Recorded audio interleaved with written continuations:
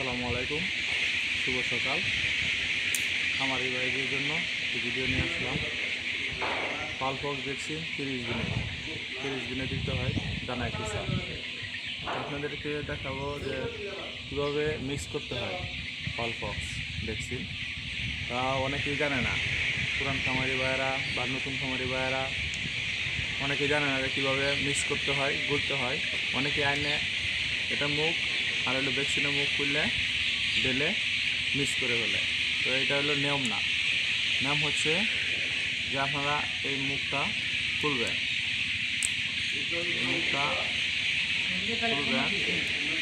খোলার পর ভ্যাকসিনের মুখটাও খুলবেন।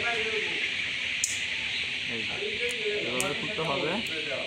খোলার পর সিরিঞ্জ দিয়ে যে পানির বায়েল আছে, পানির বায়েলটা আমরা নেব।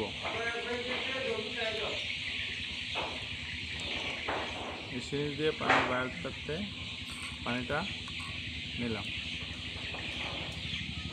নেওয়ার পর এই ভ্যাকসিনে আমরা প্রবেশ করালে দেখবেন যে অটোমেটিক ভ্যাকসিনটা পানিটা টেনে নেবে।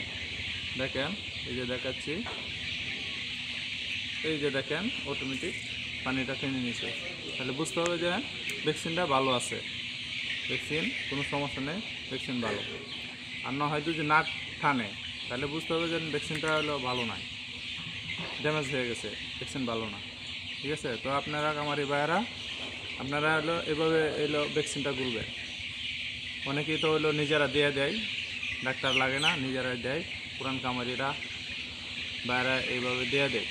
তো আপনারা এইভাবে গুলবেন, সঠিক নিয়মে গুলবেন। ঠিক আছে? আসসালামু আলাইকুম।